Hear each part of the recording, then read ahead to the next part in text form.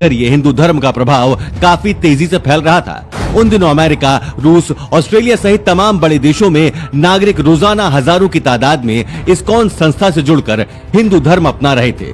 भगवत गीता के प्रचार प्रसार के कारण कृष्ण भक्तों की संख्या लगातार बढ़ती जा रही थी। विदेशी सड़कों पर मृदंग और हारमोनियम पर हरे कृष्ण नाम संकीर्तन में लोग स्वतः ही शामिल होकर नाचने लगते थे। ईसाई, यहूदी, मुस्लिम तमाम लोग धर्म छोड़ रहे थे। ये सब देखकर कट्टरपंथियों के सीने पर सांप लौटने लगे। इस्कॉन विरोधियों का रोम रोम जल रहा था। उन लोगों में ये डर बैठता जा रहा था कि अगर ऐसे ही चलता रहा तो धीरे धीरे देश के सभी नागरिक हिंदू हो जाएंगे। परंतु समस्या ये है कि अगर इस्कॉन को रोका जाए तो कैसे रोका जाए। और आखिरकार पोलैंड की राजधानी वॉर्सो में एक शख्स से ये सब बिल्कुल सहा नहीं गया। अंत में उसने भगवान श्री कृष्ण पर आरोप लगाते हुए इस्कॉन पर केस फाइल कर दिया। मामला कोर्ट में पहुंचा और जैसा कि हर एक केस में होता है, प्रतिवादी पक्ष को कोर्ट में हाजिर होने के लिए सम्मन भेजे जाते हैं। वैसे ही इस्कॉन को सम्मन भेजे गए और निश्चित दिनांक को वादी तथा प्रतिवादी कोर्ट में उपस्थित हुए। वादी पक्ष नन ने अदालत में मांग करते हुए कहा कि पोलैंड में इस्कॉन को बैन कर दिया जाए, क्योंकि इस्कॉन के अनुयायी उस श्री कृष्ण का गुणगान करते हैं जिसका चरित्र ठीक नहीं था। नन ने आगे कहा कि वो गोपियों संग उनकी रासलीला के चर्चे काफी मशहूर हैं और ये सब मैं जुबानी नहीं कह रही हूँ। इनकी किताब में ये सब विस्तार से लिखा हुआ है कि कैसे कृष्ण किस तरह गोपियों को तंग करते थे। जो गोपियां पानी भरने जाती थी, श्री कृष्ण उनकी मटकी फोड़ देते थे। नहाती हुई गोपियों के कपड़े उठाकर पेड़ पर बैठ जाते थे। बांसुरी की धुन पर सैकड़ों गोपियों को एक साथ नचाते थे। इसके अलावा रासलीला का वर्णन तो ऐसा ही है कि पूछो ही मत। हजारों गोपियों के साथ श्री कृष्ण एक ही समय में नाचते थे।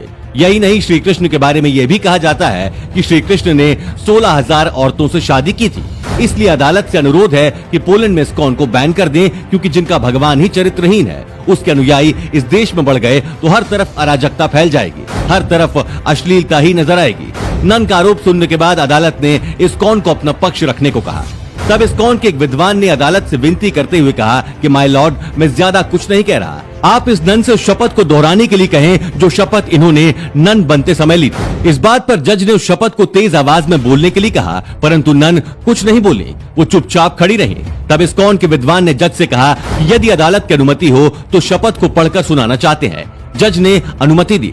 इसके बाद उस व्यक्ति ने सबके सामने जोर जोर से पढ़कर उस शपथ को सुनाया, जिसमें साफ साफ लिखा था कि नन बनने वाली हर एक स्त्री नन बनते समय ये शपथ लेती है कि जीसस क्राइस्ट ही उसके पति हैं और वो आजीवन उनकी पत्नी बनकर रहेंगी। उसने आगे कहा कि मिलॉर्ड, इस तरह से देखा जाए तो पूरी दुनिया में 10 करोड़ से अधिक नन हैं जो कि जीसस क्राइस्ट की विवाहिता पत्नी है। और जहाँ तक कि श्री कृष्ण की 16,000 पत्नियों की बात है तो उसके विषय में इतिहास है कि भूमसुर नामक असुर ने अमर होने के लिए 16,000 कन्याओं को बलि हेतु बंदी बनाया हुआ था।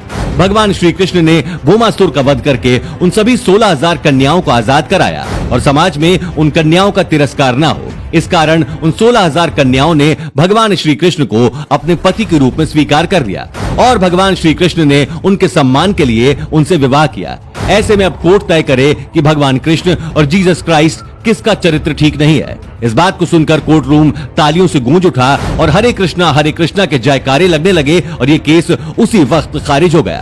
तो दोस्तों, भगवान कृष्ण निराधार सवाल उठाने वालों को आप क्या संदेश देना चाहेंगे, हमें कमेंट में लिखकर बताएं। साथ ही इस वीडियो को शेयर जरूर करें। धन्यवाद।